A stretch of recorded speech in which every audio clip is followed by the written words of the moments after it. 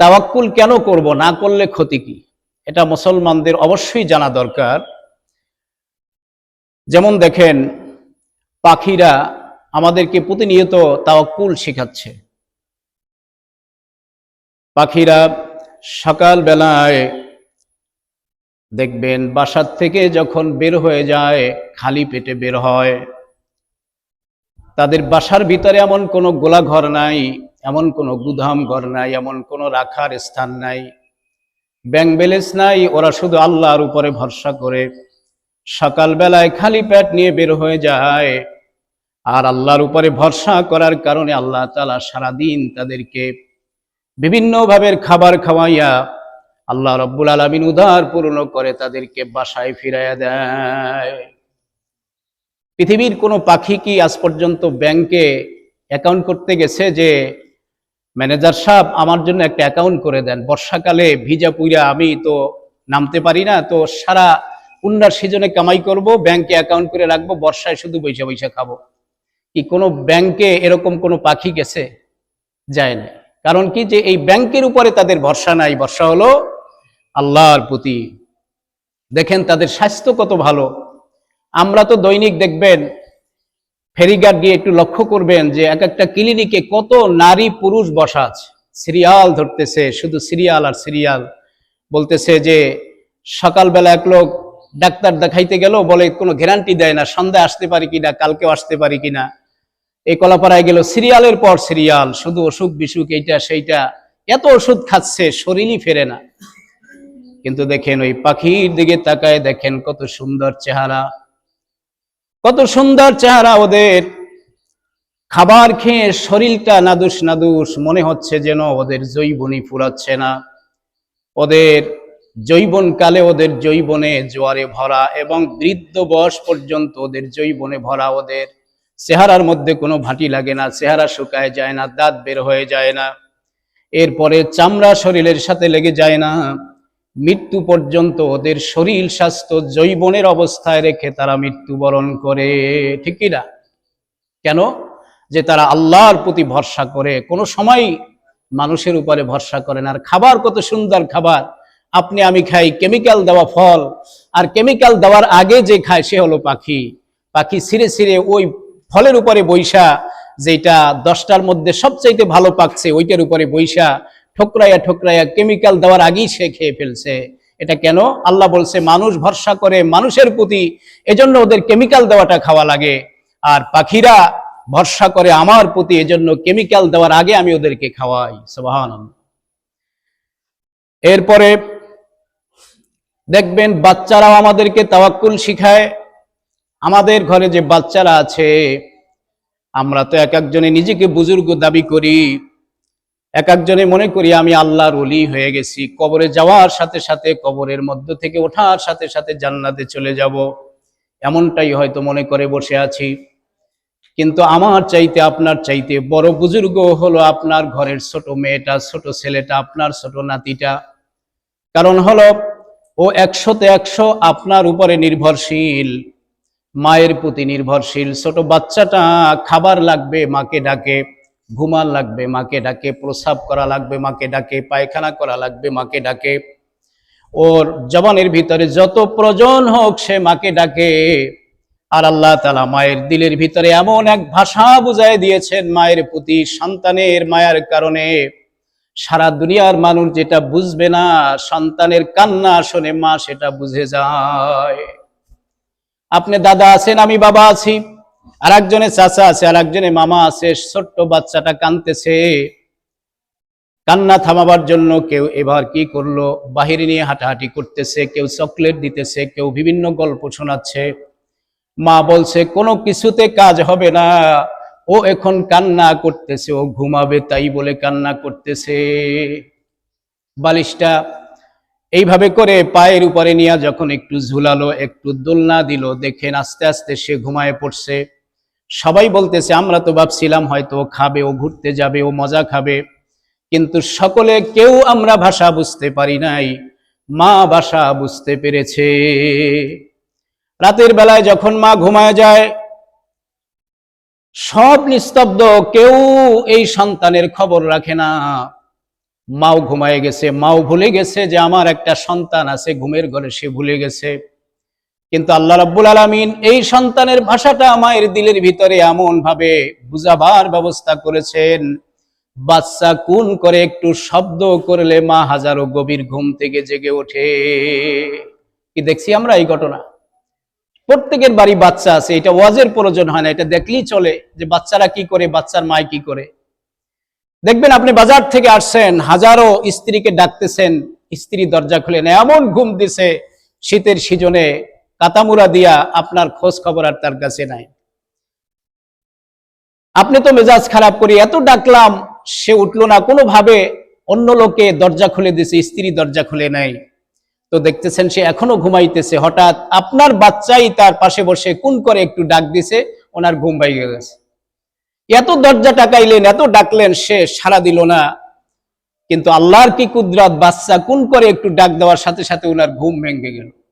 আল্লাহ তাআলা কিভাবে সৃষ্টি জগৎ পালতেছে, যে এই ভাষাটা বুঝতে হবে মাকে, এই ভাষা অন্য কেউ বুঝার দরকার নাই, আর বাচ্চার দরদ মা ছাড়া কেউ বুঝবেও না। এই কারণে আল্লাহ তাআলা মুখের ভাষা না, তার এই কোন শব্দের মাধ্যমে আল্লাহ তাআলা তাকে সব বুঝাই দিয়েছেন। বর্ষাটা কেমন মায়ের প্রতি। আপনার ছোট ছেলেটাকে হয়তো এখন বড় হয়ে গেছে, ছোটবেলায় আপনার ছোট বাচ্চাটাকে আপনি হাতের তারার উপরে নিয়ে দাঁড় করায়, এভাবে দাঁড় করায় রাখছেন, অথবা উঁচু জায়গার থেকে আপনি তাকে হাতছানি দিতেছেন, আসো। সে উঁচু জায়গার থেকে মুহূর্ত দেরি না করে আপনার কোলের দিকে ঝাঁপ দিছে। সে একটু এটা ভাবে নাই যে আমি ঝাঁপ দিতে গিয়ে যদি পড়ে যায় আমার দাঁত ভেঙ্গে যেতে পারে, পা ভেঙ্গে যেতে পারে। এমনটা কোনো কিছু পরোয়া না করে উঁচু জায়গার থেকে নিচে জায়গায় বসে যখন আপনি হাতছানি দিয়েছেন, সে মানে তাৎক্ষণিক ভাবে আপনার কোলের মধ্যে লাফ দিছে। কি দেয় কি দেয় না? কেন সে লাফ দিল? আপনার কোলের ভিতরে সে যখন মা এবং বাবা যখন হাতছানি দিবে তখন লাফ দিবে, অপরিচিত কোনো ব্যক্তি যখন হাতছানি দিবে তখন কিন্তু লাফ দিবে না। আপনি বাচ্চাকে এভাবে উপরের দিকে উঠায় ছেড়ে দিছেন, বাচ্চা দেখবেন খিলখিল করে হাসতেছে, সুবহানাল্লাহ। এই বিপদের সময় কি হাসার কথা? ওনাকে ছেড়ে দিছেন, এখন ভয় পাওয়ার কথা যে আমি আব্বা আমাকে ছেড়ে দিছে, এখন যদি পড়ে যায় আমার কি উপায় হবে, এমনটা ভেবে তো কান্নার কথা ছিল। কিন্তু বাচ্চা হাসতেছে কেন? এখানেই তাওয়াক্কুল শেখার বিষয়। বাচ্চা হাসতেছে যে আমার আব্বা আমাকে ছেড়ে দিছে, আমার আব্বার জীবন যেতে পারে কিন্তু আমার আব্বা আমাকে মাটিতে পড়তে দিবে না। আমার মা আমাকে ছেড়ে দিছে এটা রহস্য করার জন্য, আমার সাথে তামাশা করার জন্য, আমাকে আনন্দ দেওয়ার জন্য। মায়ের জীবন যেতে পারে কিন্তু মা কখনোই আমাকে মাটিতে আছাড় দিয়ে আমাকে ক্ষতি করবে না। সুবহানাল্লাহ। এর নাম হলো তাওয়াক্কুল। আল্লাহ তাআলা বলতেছেন, বান্দা, ছোট বাচ্চা মাদ্রাসায় পড়ে নাই, কলেজে পড়ে নাই, ইউনিভার্সিটিতে পড়ে নাই, দুনিয়ার কোনো জ্ঞান নাই, জ্ঞানের পরিধির দিক থেকে $0 যাকে বলা চলে, 0% যাকে ধরা চলে, এমন একটা সন্তান মায়ের উপরে ভরসা করে সে একটু ভয় পাইল না। সে এইভাবে করে মায়ের মুখের দিকে চেয়ে হেসে দিয়েছে যে আমার মা আমাকে মাটিতে ফেলে দিবে না। কিন্তু বান্দা, আমি তোমাকে কোরআনের এলেম দিলাম, হাদিসের এলেম দিলাম, দুনিয়ার সমসাময়িক তোমাকে শিক্ষার ব্যবস্থাও করে দিলাম, এত জ্ঞানী তুমি হইলা, কিন্তু এই বাচ্চাটার মতো এখনো পর্যন্ত তুমি আমার প্রতি নির্ভরশীল হতে পারো নাই। যখনই আমি তোমাকে বিপদ দেই, যখনই আমি তোমাকে একটু জ্বর দেই, যখন তোমাকে আমি মুসিবত দেই, তখন তুমি ভালো ধারণা না করে মনে করো আমি বুঝি শেষ হয়ে গেলাম, এই যে বিপদে পড়েছি আর বুঝি কখনোই উঠতে পারবো না। তাহলে বান্দা, তোমার চাইতে তোমার ঘরের ছোট্ট সন্তানটা ভালো, তোমার চাইতে তার আল্লাহর প্রতি মানে মা বাবার প্রতি তাওয়াক্কুল বেশি, সে শিখাচ্ছে।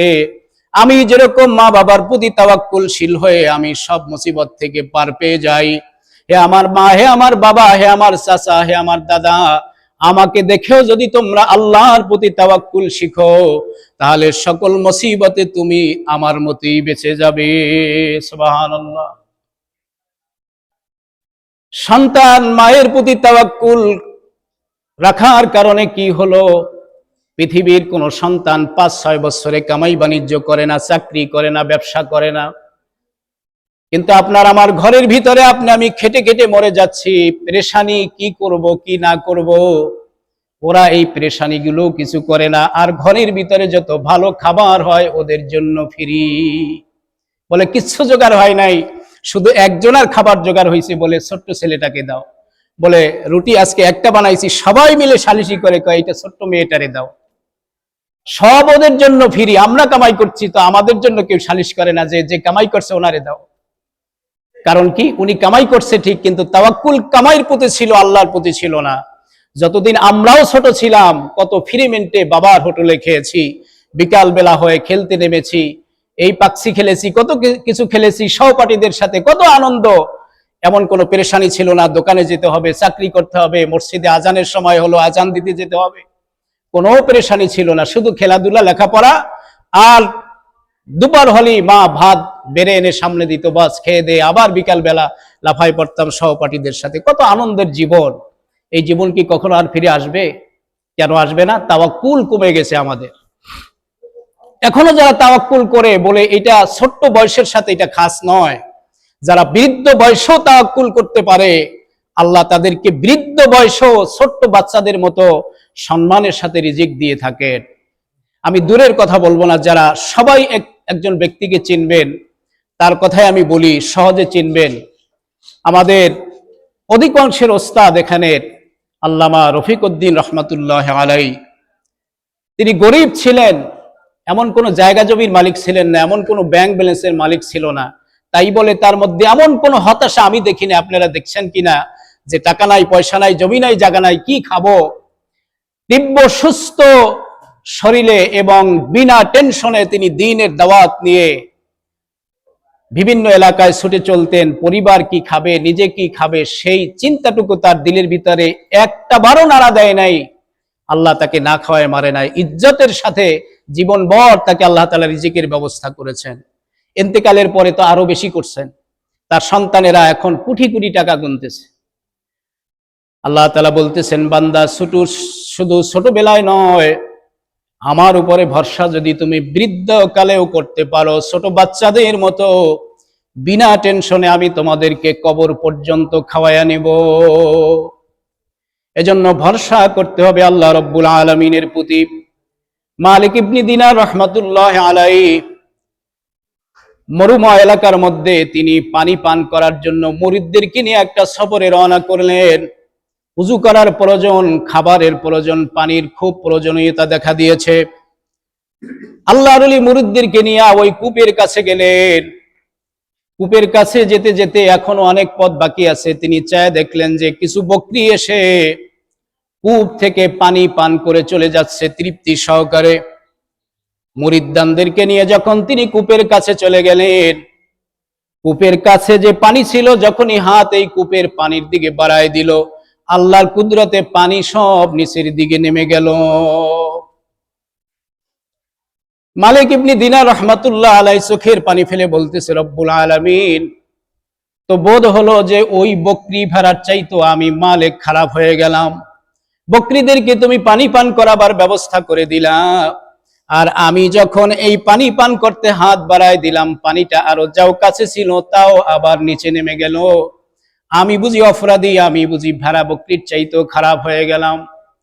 এলহাম আসলো, হে মালিক, তুমি তাদের চাইতে খারাপ হও নাই, তুমি আশরাফুল মাখলুকাত, তাদের চাইতে ভালোই আছো। কিন্তু একটা বিষয়, তাদের চাইতে তোমার একটু আমল ডিমোশন হয়ে গেছে। সেটা হলো, ভেড়া বকরিরা যখন এই কূপের কাছে আসছিল, তাদের হাতে বালতিও ছিল না, রশিও ছিল না, গ্লাস ছিল না, পানি পান করার কোনো সরঞ্জাম তাদের হাতে ছিল না। তাদের দিলের ভিতরে ছিল একটা তাওয়াক্কুল, যে আমার আল্লাহ যদি দয়া করে আমাকে পানি পান করান, আমরা খেতে পারবো, নাইলে ভুকা তৃষ্ণা অবস্থায় আমাদেরকে মাঠে ফিরে যেতে হবে। এই তাওয়াক্কুলের কারণে পানি বকরি আসার আগে এই পানি এই অতল গর্ভে ছিল। মুখ যখন সামনে বাড়াই দিয়েছে, তাওয়াক্কুলের কারণে আমার কুদরত এই পানিকে উঠাইয়া দিয়েছে। আর তুমি যখন কূপের কাছে এসেছিলা, মনে করছিলা পানি যদি হাতের কাছে না পাই, রশিও নিয়ে আসছো, বালতিও নিয়ে আসছো, যদি হাত দিয়া নাগালে না পাই তাহলে রশি বালতি দিয়া নিচ থেকে উঠাইয়া আমরা আমাদের জরুরত পুরা করব। এই যে তাওয়াক্কুল এই রশি বালতির দিকে চলে গেছে, সেই জন্য আমার থেকে তুমি কোনো দয়া পাও নাই। সুবহানাল্লাহ। একজন আল্লাহর ওলিকে আল্লাহ তাআলা শিক্ষা দিয়েছেন, মানে তাওয়াক্কুল না করার কারণে। এজন্য তাওয়াক্কুল করতে হবে আল্লাহর প্রতি। মুসা আলাইহিস সালাতু ওয়াস সালামের তাওয়াক্কুলটা কেমন ছিল? তিন দিকে সাগর, একদিকে স্থলভাগ, সাগরের দিকে ফিরে তিনি উম্মতদেরকে দ্বীনের কথা বুঝাচ্ছেন। আর যেদিকে স্থলভাগ সেটা হলো পিছন দিক থেকে ফেরাউন তার দলবল নিয়ে হাজির হয়ে গেছে তাদেরকে শেষ করে দেওয়ার জন্য। এখন সাগরের দিকে একা মুসা আলাইহিস সালাতু ওয়াস সালাম ফিরে আসে, আর হাজারো দর্শক এবং শ্রোতা তার দিকে ফিরে আসে, মানে শত্রুদেরকে তারা দেখতে পাচ্ছে, মুসা আলাইহিস সালাম তো দেখে না।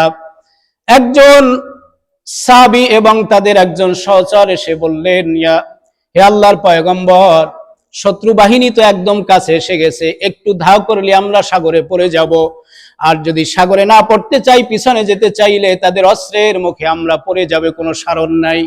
এখন আমরা কি করতে পারি? দেখেন তাওয়াক্কুল কেমন করা করছে।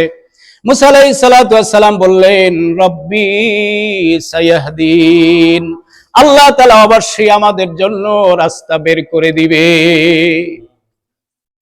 এই বিপদের মুহূর্তে এত বড় তাওয়াক্কুল নবীরাই করতে পারে, সাধারণ মানুষ করতে পারে না। আল্লাহ তাআলা বললেন, তুই আমার প্রতি ভরসা করেছো, যেরকম ভরসা করেছো ফল সেরকমই দেখাবো। তোমার হাতে যে লাঠি আছে এই লাঠি দিয়া সমুদ্রের মধ্যে আঘাত করো। আঘাত করেছে একটা, আল্লাহ তাআলা রাস্তা বের করে দিয়েছেন 12টা। তার 12টা গোত্র ছিল, এক এক গোত্র এক এক রাস্তা দিয়ে বের হয়ে গেছে। আমরা এই লম্বা ঘটনা সবাই জানি। আমার বোঝাবার উদ্দেশ্য হলো একটাই, মুসা আলাইহিস সালাতু ওয়াস সালাম যেরকম ভরসা করেছেন, আল্লাহ তাআলা তাৎক্ষণিক তার জন্য সেইভাবে রাস্তা বের করেছেন। এজন্য আল্লাহ তাআলার হাবিব বলেন, বান্দা আল্লাহ সম্পর্কে যেরকম ধারণা করবে, আমার আল্লাহ সেই বান্দার সাথে সেই রকম ব্যবহার করবে। একজনে অসুস্থ হয়ে গেছে, যদি মনে করে ডাক্তার দেখানো লাগবে না, আল্লাহ আমাকে ভালো করে দিবেন, দেখবেন যে ভালো হয়েই গেছে। আর কেউ মনে করেন কলাপাড়া আবার কাজ হবে না, যে রোগ হয়েছে ঢাকা যাওয়া লাগতে পারে, ওইখান থেকে আবার ভারত যাওয়া লাগতে পারে, সেখান থেকে সিঙ্গাপুর যাওয়া লাগতে পারে, ওনার ন্যায় অনুসারে সিঙ্গাপুর ঘুরিয়া লাশ হইয়া বাড়িতে ফেরে। এজন্য আল্লাহ তাআলার, আল্লাহ রাসূলের হাদিস তো সত্য, বলছে তুমি আল্লাহর প্রতি ভালো ধারণা রাখো, কখনোই খারাপ ধারণা করবা না। হযরতে মুহাম্মদুর রাসূলুল্লাহ সাল্লাল্লাহু আলাইহি সাল্লামের তাওয়াক্কুল কেমন ছিল? পর্বতের গুহা যখন আবু বকর রাদিয়াল্লাহু তাআলা আনহুকে নিয়ে ঢুকে গেলেন, শত্রু বাহিনীর জুতার শব্দ পাওয়া যাচ্ছে, পায়ের শব্দ পাওয়া যাচ্ছে। আবু বকর রাদিয়াল্লাহু তাআলা আনহু বললেন, ইয়া রাসূলুল্লাহ, শত্রু বাহিনী তো আমাদের খোঁজ পেয়ে গেছে, আমাদের বুঝি আর সারণ নাই। আল্লাহ রাসূল সাল্লাল্লাহু আলাইহি ওয়াসাল্লাম তখন সান্ত্বনা বলি দিলেন এবং তাওয়াক্কুলটা কেমন করলেন আল্লাহ তাআলা সূরাতুত তাওবার ভিতরে সে কথা জানাই দিয়েছেন। আল্লাহ তাআলা বলেছেন, আল্লাহ তাআলা আল্লাহ রাসূলের সেই জবানের কথা কোরআনে উঠাই দিয়েছেন, লা তাহজান ইন্নাল্লাহা মা'ানা। আবু বকর, তুমি বলতেছো আমরা দুইজন, আমরা তো দুইজন নই, আমাদের সাথে আরো একজন আছে, তিনি হলেন আল্লাহ, সুতরাং আমাদের কোনো ভয় নাই। কি সেই পর্বতের গুহার থেকে আল্লাহ বাঁচাইছিলেন না বিপদে ফেলাই দিয়েছিলেন? আল্লাহ তাআলা এমন ভাবে বাঁচাই দিয়েছেন, সসম্মানে সেখান থেকে আল্লাহ তাআলা আবার বের করে দিলেন। মুসা আলাইহিস সালাতু ওয়াস সালামের সময় তিনি আল্লাহর সাথে কথা বলতে যাচ্ছেন, দেখেন যুগটা কেমন ছিলেন। আমাদের যুগে আমরা ভোট দিয়া প্রতিনিধি তৈরি করি, আমাদের সুখ দুঃখের কথাটা তারা গিয়ে সংসদে বিল পাশ করে আমাদের পক্ষে কথা বলে। আর তখন এমন একটা যুগ ছিল যে মানুষ সমস্ত সমস্যার কথা নবীদের কাছে বলতো, নবীরা গিয়া আল্লাহর কাছে সরাসরি বলতো। সুবহানাল্লাহ, যুগটা কেমন ছিল! সুবহানাল্লাহ ওয়া বিহামদিহি। এজন্য আল্লাহ রাসূল সাল্লাল্লাহু আলাইহি সাল্লাম বলেছেন, আমার যুগ সর্বোত্তম যুগ, আমার যুগ সর্বোত্তম যুগ, আমার যুগ সর্বোত্তম যুগ। মানে এটা 3 বার আল্লাহ রাসূল বলেছেন। এজন্যই যে আমার যুগ এমন একটা যুগ তো আসবে, মানুষ সমস্যায় পড়ে মেম্বার, চেয়ারম্যান, মন্ত্রী, মিনিস্টারদের কাছে দৌড়াবে, আর আমি এমন একটা যুগে অবস্থান করতেছি যেই যুগে মানুষ সমস্যায় পড়লে আমার কাছে দৌড়ায়, নবীর কাছে দৌড়ায়, মসজিদে দৌড়ায়, আল্লাহর কাছে মোনাজাত করে। এর চাইতে উত্তম যুগ আর কি হতে পারে? হযরত মূসা আলাইহিস সালাতু ওয়াস সালাম আল্লাহর কাছে কথা বলতে যাচ্ছেন। পুকুরের ভিতরে একদল হাঁস ছিল। তারা বলছে, পয়গম্বর, দীর্ঘদিন হয়ে গেছে আমরা হাঁসেরা এই সমুদ্র এই পুকুরের ভিতরে আছি, এক বিন্দু পানি নাই, হাঁস তো পানি ছাড়া বাঁচে না। আপনি আল্লাহর সাথে কথা বলতে যাচ্ছেন, কথা বলার এক ফাঁকে বলবেন আমাদের জন্য কোন আল্লাহ তাআলা রহমতের বৃষ্টির ব্যবস্থা করবেন কিনা।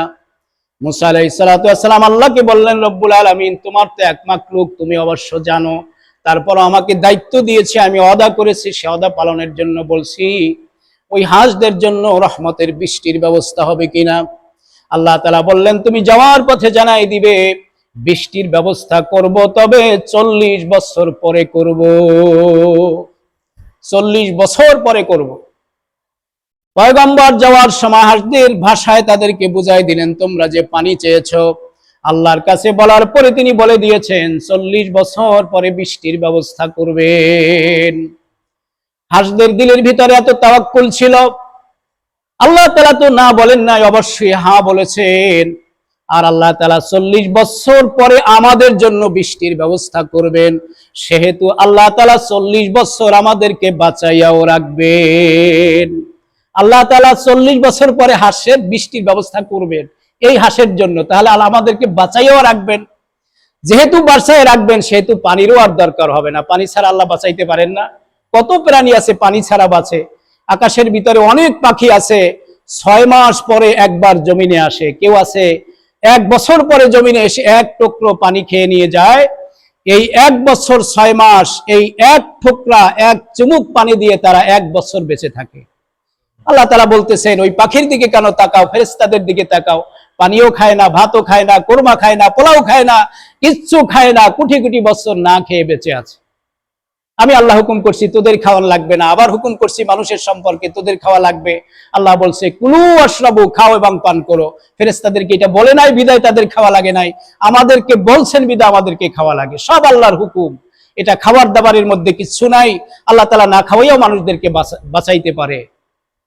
এজন্য তাওয়াক্কুল করতে হবে। দেখেন, হাঁস ধৈর্য ধারণ করার কারণে, তাওয়াক্কুল করার কারণে মূসা আলাইহিস সালাতু ওয়াস সালাম ওই পুকুরের পাড় দিয়ে পাস করতে পারে নাই, হঠাৎ করে বৃষ্টি বর্ষিত হয়ে গেল। সুবহানাল্লাহ। পয়গম্বর মূসা আলাইহিস সালাতু ওয়াস সালাম বললেন, রব্বুল আলামিন, তুমি বলেছিলে 40 বছর পরে বৃষ্টি দিবা, কিন্তু আমি হাঁসদের কাছ থেকে 1 মিনিট হতে পারলো না, তাদের কাছ থেকে বিদায় নিতে পারলো না, তো বৃষ্টি দিয়া দিলা। সালামের প্রশ্নের জবাবে বললেন যে, শোনো মূসা, এই যে হাঁসের তাওয়াক্কুল 100তে 100 আমার প্রতি হয়ে গেছে, আমি আল্লাহ তাআলা তাওয়াক্কুলের প্রতি খুশি হইয়া 40 বছরের বৃষ্টিকে আমি এই মুহূর্তে এনে দিলাম। সুবহানাল্লাহ। তাহলে হাঁস আমাদেরকে তাওয়াক্কুল শিখালো, পাখি আমাদেরকে তাওয়াক্কুল শিখালো। পৃথিবীর ভিতরে সবচাইতে পানির মধ্যে যে প্রাণী আছে তার মধ্যে সবচাইতে বড় প্রাণী কি বলতে পারেন? তিমি মাছ। সবচাইতে বড় প্রাণী। আটলান্টিক মহাসাগরের মধ্যে যে নীল তিমি আছে, এক একটা নীল তিমি, বৈজ্ঞানিকেরা বলছে যে এক একটা নীল তিমিতে 5000 থেকে 6000 টন পর্যন্ত খাবার একবারে খেয়ে ফেলে। 27 মনে যদি 1 টন ধরেন, 6000 টন একটা জায়গায় রাখেন তো কত খাবার হবে? বলতেছে এই খাবার তিনি একদিনে খেয়ে ফেলছে। ভরসা আল্লাহর প্রতি। আর কি খাচ্ছে? হাবি ঝাবি ছাতানাতা খেয়ে তারা বেঁচে থাকে না। তারা বেঁচে থাকে কি খেয়ে? যেটা আমরা এখন শুধু বাজারে গিয়ে এক নজর দেখে আসি, কিনতেও পারি না, খাইতেও পারি না। সেই ধরনের একটা মাছের নাম বলেন তো?